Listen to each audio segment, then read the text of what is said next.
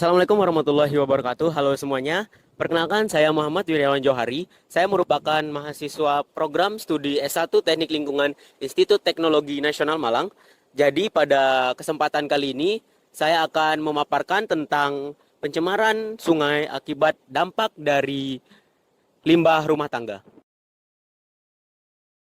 Indonesia merupakan sebuah negara kepulauan. Oleh karena itu, Indonesia mempunyai banyak sekali jenis-jenis ekosistem yang terdapat di bumi pertiwi kita. Mulai dari ekosistem hutan bakau, ekosistem air laut, dan juga ekosistem sungai. Seperti yang akan kita bahas pada kesempatan kali ini. Jadi, ikuti saja terus. Selamat menonton.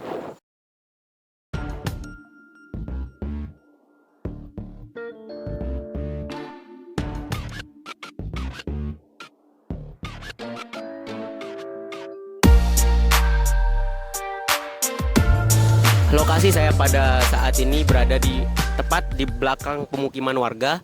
Jadi karena lokasi terusan Sungai Brantas yang berada di belakang tempat tinggal warga, rentan sekali terjadi pencemaran sungai akibat dari limbah pengolahan dari sisa-sisa rumah tangga.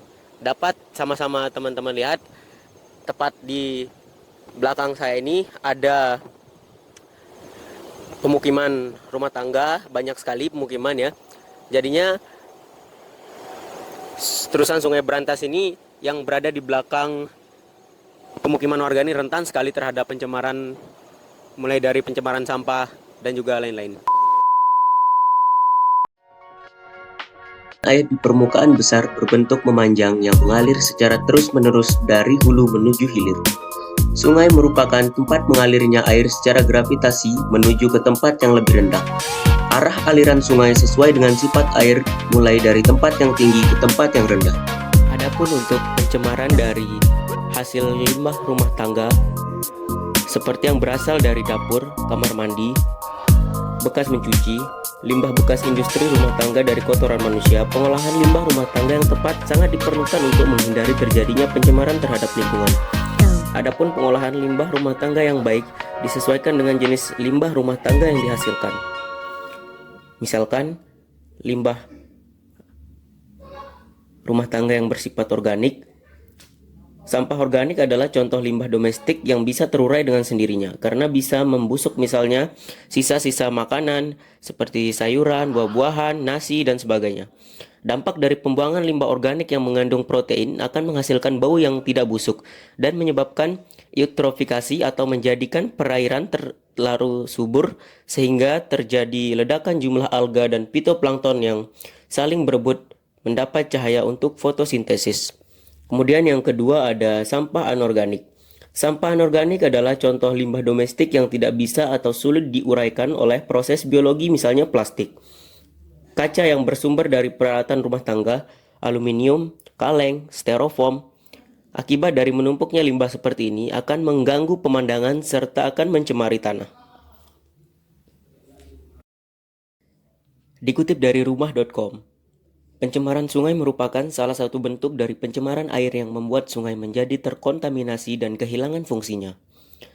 Pencemaran bisa terjadi karena kurangnya rasa tanggung jawab dari manusia dengan membuang berbagai bentuk limbah ke dalam sungai dan mengakibatkan kondisi sungai terus mengalami penurunan.